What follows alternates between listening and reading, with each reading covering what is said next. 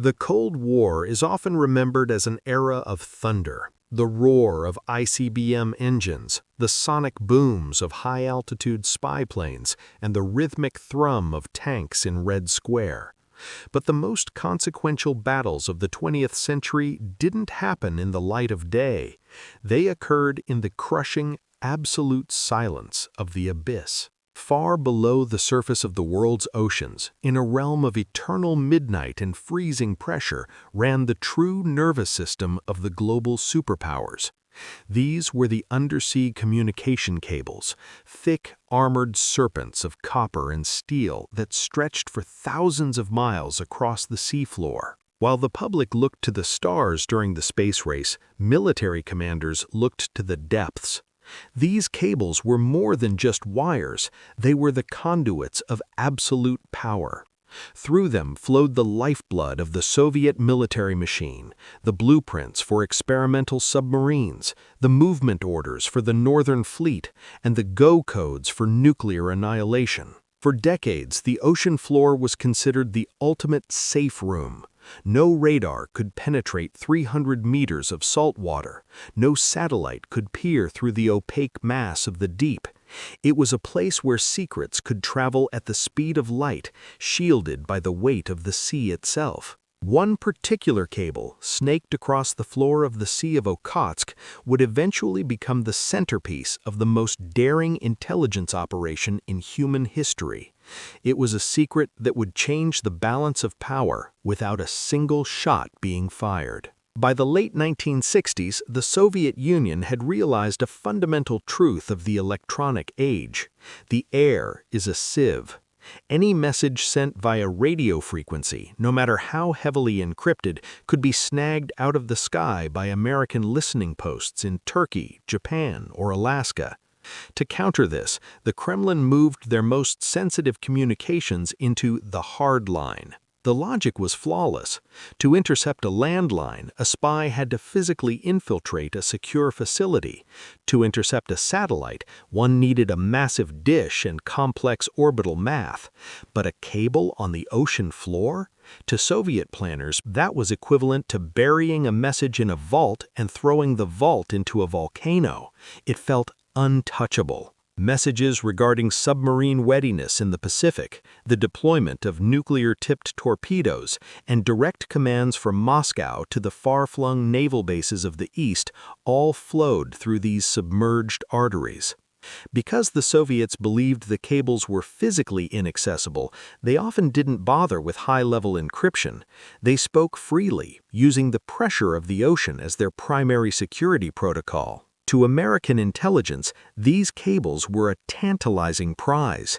A single tap into the right line would be worth more than 1,000 human spies. It wouldn't provide just a snapshot of an event, it would provide the live feed, the raw, unfiltered intentions of the Soviet High Command. The problem was that the most important cable was located in the Sea of Okhotsk, a body of water the Soviets treated as a private lake, guarded by sonar arrays, patrol boats, and the unforgiving Siberian coastline. In 1970, inside the windowless corridors of the NSA and the specialized deep submergence offices of the U.S. Navy, a radical proposal began to circulate. It was the brainchild of a few visionary intelligence officers who dared to ask, what if we don't cut the cable? What if we listen to it? The suggestion was initially met with derision. In the world of undersea warfare, cutting a cable was a standard tactic of sabotage, but tapping one? The technical hurdles were mountainous. First, there was the problem of the location. The cable was hundreds of meters down, far below the operating depth of standard attack submarines. Second was the induction problem. You couldn't just strip the insulation and solder on a wire. The salt water would short the connection instantly, alerting the Soviets that their line had been breached. The tap would have to use electromagnetic induction to sense the signals passing through the cable without ever touching the copper core. And third, and most dangerously, was the human element. To find a cable in the vast, dark expanse of the Okhotsk seafloor was like looking for a specific needle in 1,000 haystacks while a blindfolded man tried to shoot you. A U.S. submarine would have to creep into Soviet territorial waters, hover inches above the seabed for weeks at a time, and deploy divers into water so cold it could kill a man in minutes. Any mistake, a dropped wrench, a sonar ping, a sudden mechanical failure meant certain death for the crew and an international incident that could ignite World War III. Despite the risks, the potential payoff was too great to ignore. The project was given the highest possible secrecy rating and a poetic code name that belied its technical complexity: Operation Ivy Bells. The mission was no longer a theory, it was an order. The Americans were going under, into the Soviets' backyard, to steal the silence of the deep. The challenge of Operation Ivy Bells demanded a vessel that didn't exist in the standard naval register. The U.S. Navy had plenty of fast attacks designed to hunt and kill, and boomers designed to hide and deter. But to tap a Soviet cable in their own backyard, they needed a ghost, a mechanical thief capable of precision work at crushing depths. To the casual observer, the halibut was an aging relic of the early Cold War. Originally built as a Regulus cruise missile submarine, it featured a massive bulbous bow that looked like a hangar. When the Regulus missile program became obsolete, the Navy realized the halibut's unique internal volume was the perfect canvas for a radical transformation. In the mid-1960s, it vanished into a high-security dry dock and emerged as the strangest, most sophisticated spy ship ever conceived. The missile hangar was no longer for weapons. It had been converted into the Bat Cave, a top-secret laboratory for deep-sea intelligence gathering. The halibut was outfitted with a suite of experimental hardware that felt like science fiction in the 1970s. It featured side-looking sonar to map the seafloor in high resolution, and fish, remotely operated camera sleds that could be lowered miles below the hull to find objects as small as a wrench. Most importantly, it was equipped with a saturation diving chamber.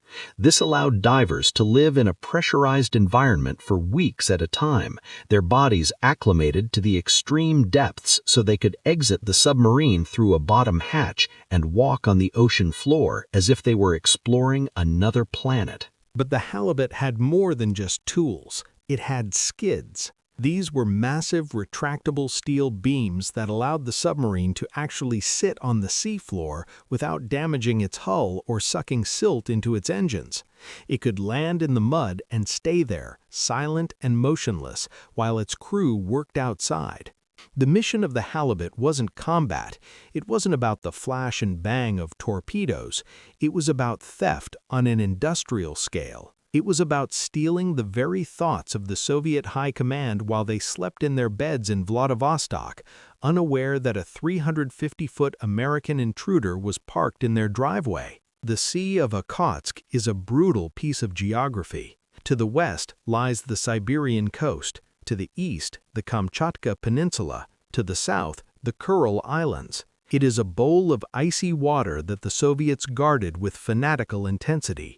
It was the inner sanctum where they tested their newest submarines and staged their nuclear drills. In 1971, the halibut crept through the Kuril Island chain, passing silently beneath the Soviet sonar nets. The crew lived in a state of sustained tension.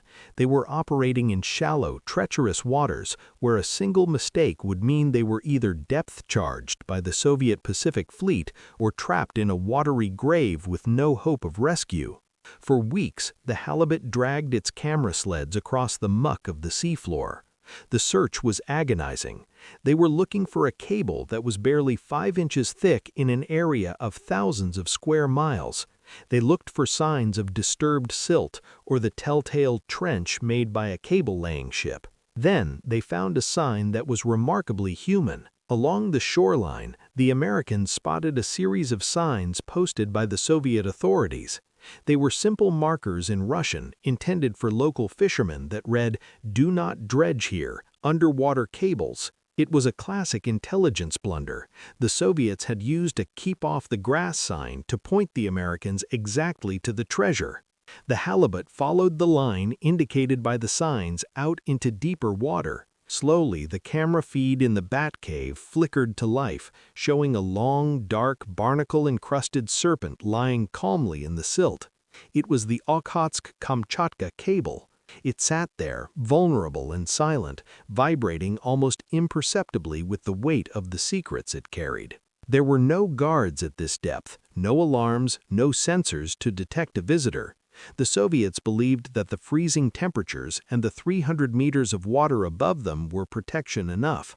They were wrong. They had forgotten that the Americans were willing to spend millions of dollars and risk the lives of 100 men just to listen to a wire. Finding the cable was only half the battle. The real genius of Operation Ivy Bells lay in the tap itself. The engineers at the NSA and the Naval Research Laboratory knew they couldn't cut the cable. If they broke the physical connection, the Soviet technicians on land would see a massive drop in voltage and know instantly that something was wrong. They would send a repair ship, find the tap, and the game would be over. The solution was a masterpiece of passive engineering. It was a 6-foot-long, 3-foot-thick cylinder that the divers nicknamed the Beast or the Big Brother. Instead of piercing the cable's armor, the device was designed to wrap around it like a high-tech sleeve. It utilized the principle of electromagnetic induction. As electrical signals traveled through the copper core of the Soviet cable, they generated a minute electromagnetic field that radiated outward even through the heavy steel armoring. The American device was filled with incredibly sensitive coils that could sense these fluctuations. It was the ultimate eavesdropping tool.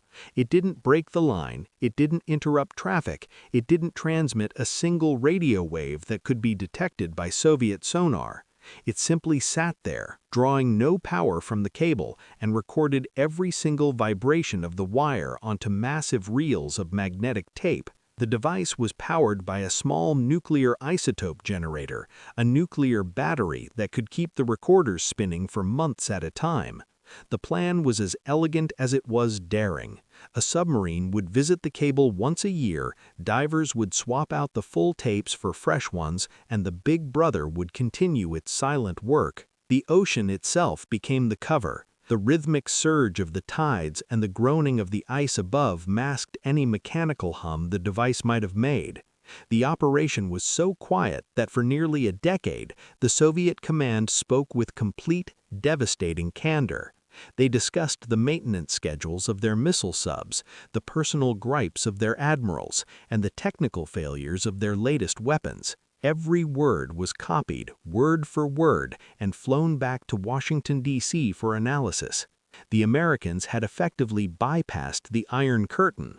They weren't just reading the Soviets' mail, they were sitting at the dinner table with them, listening to every whisper, while the Soviets remained convinced they were entirely alone in the dark. For nearly a decade, the Beast sat in the freezing muck of the Sea of Okhotsk, its magnetic reels slowly turning, drinking in the secrets of the Soviet Union.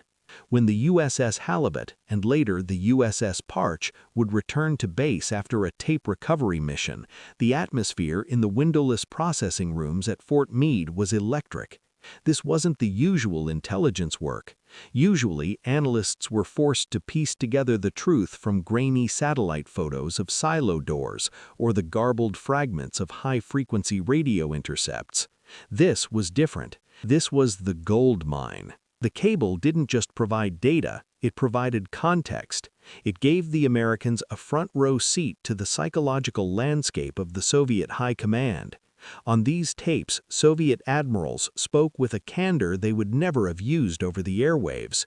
They complained about the shoddy craftsmanship of new reactor cooling loops. They gossiped about which captains were drinkers and which were cowards. They argued with Moscow about the lack of fresh fruit at the Petropavlovsk naval base. But beneath the mundane military griping lay the intelligence that reshaped the Cold War. The U.S. learned the precise acoustic signatures of the newest Soviet Delta-class submarines, the sound of their pumps, and the specific pitch of their propellers. They knew exactly when a submarine left port, which patrol box it was heading to, and what its specific orders were in the event of a nuclear launch. Most importantly, the cable revealed the bluff factor. During high-tension diplomatic standoffs, the Americans could listen to the Soviet commanders behind the scenes. They knew which threats were mere theater designed for the world stage and which commands were genuine preparations for war. One U.S. intelligence officer later remarked with a chilling sense of awe, "We weren't just intercepting messages, we were reading their mail before they did. We knew their fears before they had processed them."